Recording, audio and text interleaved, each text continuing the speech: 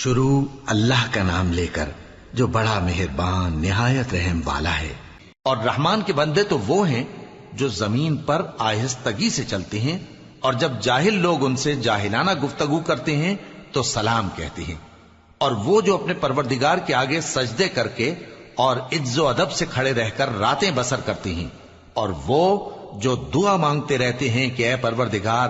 دوزخ کے عذاب کو ہم سے دور رکھیو کہ اس کا عذاب چمٹنے والا ہے، بے شک دوزخ ٹھہرنے اور رہنے کی بہت بری جگہ ہے۔ اور وہ کہ جب خرچ کرتے ہیں تو نہ بیجا اڑاتے ہیں اور نہ تنگی کو کام میں لاتے ہیں، بلکہ اعتدال کے ساتھ، نہ ضرورت سے زیادہ نہ کم۔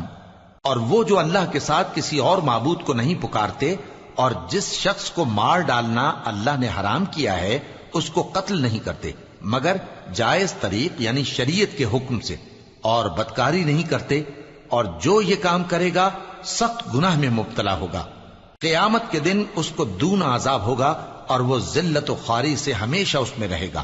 مگر جس نے توبہ کی اور ایمان لایا اور اچھے کام کیے تو ایسے لوگوں کے گناہوں کو اللہ نیکیوں سے بدل دے گا، اور اللہ تو بخشنے والا ہے، مہربان ہے۔ اور جو توبہ کرتا اور عمل نیک کرتا ہے تو بے شک وہ اللہ کی طرف رجوع کرتا ہے۔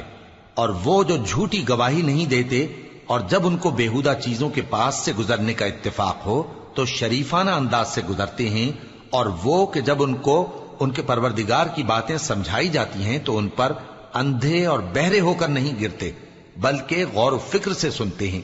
اور وہ جو دعا مانگتے ہیں کہ اے پروردگار